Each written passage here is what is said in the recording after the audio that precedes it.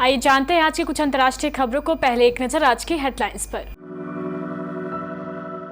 Budget सत्र का दूसरा चरण आज से, राहुल के बयान और छापों पर गर्म रहेगी संसद। गडकरी के बनाए हाईवे पर चुनावी एक्सप्रेस को स्पीड से दौड़ा रहे पीएम मोदी। दिल्ली की तरफ फिर बढ़ रहे हजारों किसान, संसद तक निकालेंगे मार्च। तमिलनाडु हिंसा मामले में आरोपी मनीष कश्यप ने पोस्ट की गिरफ्तारी की भ्रामक तस्वीरें, एक और एफआईआर दर्ज। एसपी अनिरुद्ध सिंह का 20 लाख रुपए मांगने वाला वीडियो वायरल, पुलिस अधिकारी ने खुद बताई सच्चाई। कभी कट्टर दुश्मन रहे ईरान और सऊदी, अब बन गए हैं दोस्त। सोने के दाम चढ़े, चांदी की कीमतों पर लगा ब्रेक। सतीश कौशिक की मौत मामले में दाऊद का एंगल, पार्टी ऑर्गेनाइजर की पत्नी ने किया बड़ा खुलासा।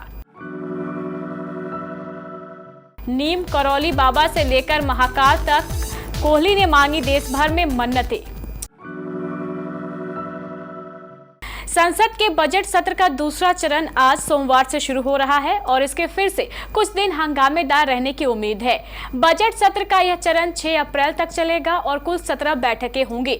सरकार के वित्त विधेयक सहित लंबित विधेयकों को पारित करने की तैयारी है। वर्तमान में राज्यसभा में 26 और लोकसभा में 9 विधेयक पारित होने के लिए लंबित है। कामकाज के लिहाज से वैसे तो बजट सत्र के इस चरण को काफी अहम माना जा रहा है, लेकिन कांग्रेस पार्टी के पूर्व अध्यक्ष राहुल गांधी के लंदन में दिए बयानों सहित विपक्षी दलों के नेताओं के कथित भ्रष्टाचार के खिलाफ जिस तरह सीबीआई और ईडी सक्रिय रही है, उससे सियासी पारा चढ़ा हुआ है।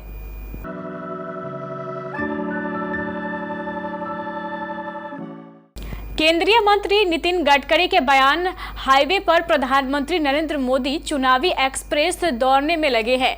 पीएम मोदी इसमें कोई मौका नहीं गंवा रहे हैं। रविवार को भी इसकी बानगी देखने को मिली। कर्नाटक पहुंचे प्रधानमंत्री ने राज्य में कई इंफ्रास्ट्रक्चर परियोजनाओं का शुभारंभ किया। इसमें 118 किलोमीटर लंबी बेंगलुरु मैसूर एक्सप्रेसवे परियोजना शामिल थी। इसके चलते दोनों शहरों के बीच ट्रैवल टाइम 3 घंटे से घटकर तकरीबन 1 घंटा 15 मिनट रह जाएगा। इसके साथ ही पीएम ने मैसूर कुशलनगर के 4 लेन मार्ग के लिए भी नींव रखी। चर्चा में सबसे ज्यादा हुबली स्टेशन पर दुनिया का सबसे लंबा रेलवे प्लेटफॉर्म राष्ट्र को समर्पित करना रहा। कर्नाटक उन राज्यों में है जहां इस साल विधानसभा चुनाव होने हैं। पंजाब की किसान यूनियन एक बार फिर राष्ट्रीय राजधानी पहुंचने को तैयार है। इस बार सभी किसानों को सभी फसलों के न्यूनतम समर्थन मूल्य की कानूनी गारंटी देने की मांग कर रहे हैं।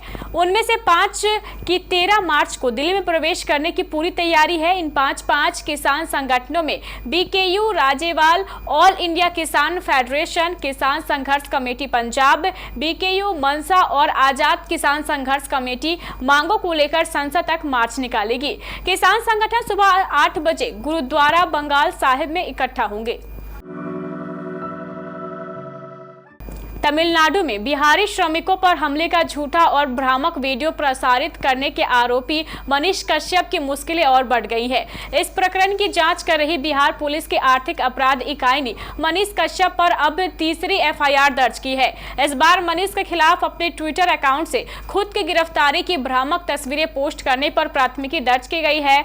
ईओयू ने रविवार को बताया है कि अभियुक्त मनीष कश्यप के द्वारा अपने नए ट्विटर हैंडल पर अपनी गिरफ्तारी की तस्वीरें पोस्ट की गई, जो पूर्णतः असत्य तथा भ्रामक है।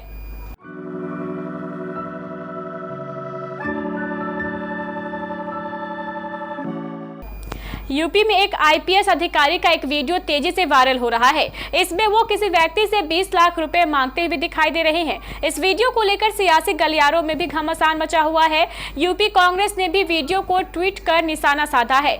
इसमें कहा गया है कि आईपीएस अनिरुद्ध सिंह है, जो इन दिनों मेरठ में तैनात है। सरेआम एक व्यापारी से पूछ रहे हैं, आज कितना भेज रहे हो? फिर कहते हैं मिनिमम 20 भेजिए।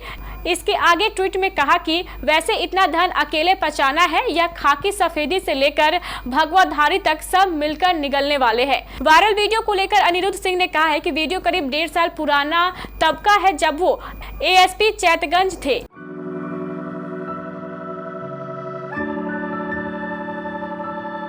ईरान और सऊदी अरब का आपस में राजनयिक संबंधों को फिर से स्थापित करने का फैसला एक बहुत ही ऐतिहासिक कदम है और इस डील को कराने में मध्यस्थता की भूमिका निभाई चीन ने, जिसका एक और दूरगामी संदेश है। सऊदी अरब एक सुन्नी बहुलता वाला देश है और ईरान शिया बहुलता वाला। इन दोनों के बीच जारी दुश्मनी का असर पूरे मध्य पूर्व में नजर आता है। जैसे ही यमन में हौती विद्रोहियों को ईरान का समर्थन मिलता रहा तो वहां की सरकार का साथ देने वाले सैन्य गठबंधन को सऊदी अरब का। इतना ही नहीं, लेबनान, सीरिया और इराक जैसे देशों के भीतर जारी लड़ाई में ईरान एक गुट के साथ रहा तो सऊदी अरब दूसरे गुट के साथ।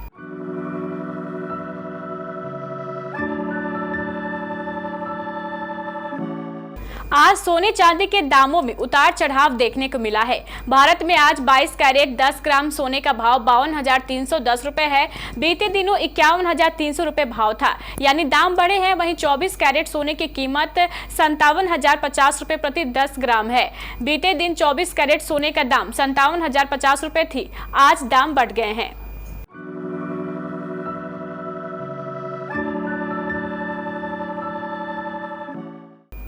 एक्टर और फिल्म मेकर सतीश कौशिक की मौत मामले में नया खुलासा हुआ है। इस केस में अब नया दाऊद एंगल भी सामने आया है। पिछले साल दुबई में जिस पार्टी में कौशिक ने उधार दिए 15 करोड़ रुपए मांगे थे, उस पार्टी में अंडरवर्ल्ड डॉन दाऊद का बेटा अनस भी आया था। वहीं पार्टी ऑर्गेनाइजर की पत्नी के आरोपों पर पुलिस ने कहा है कि वह सभी आरोपों की जांच करेगी। साथ ही महिला को पूछताछ के लिए बुलाया जाएगा और उसका बयान दर्ज किया जाएगा। पार्टी ऑर्गेनाइजर और गुटका किंग की पत्नी ने पुलिस को ईमेल करके नई बात का खुलासा किया। महिला ने पार्टी ऑर्गेनाइजर अपने पति पर कौशिक की हत्या करने का शक जताते हुए आरोप लगाया है। पत्र में लिखा गया है कि करीब 3 साल पहले उनके पति ने सतीश कौशिक से 15 करोड़ रुपए उधार लिए थे, जिसे वह अब कौशिक के मांगने के बावजूद चुका नहीं रहे थे। उन्हें शक है कि सतीश कौशिक की मौत के पीछे कहीं ना कहीं उनके पति का हाथ है। मामले की जांच कापस हेड़ा थाना पुलिस कर रही है।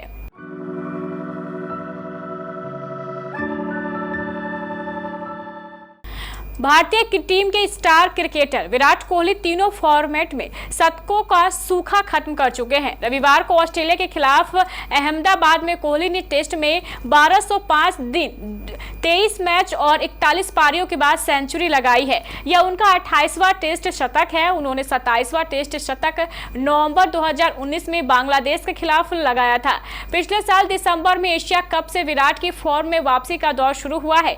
तब से उनका बैटिंग का पूरा अंदाज वापस आ गया है। हालांकि विराट खुद काफी बदले दिखने लगे हैं। पहले विराट का मतलब अग्रेशन और बेचैनी होता था, लेकिन अब वे स्थिर और धैर्य बरत रहे हैं।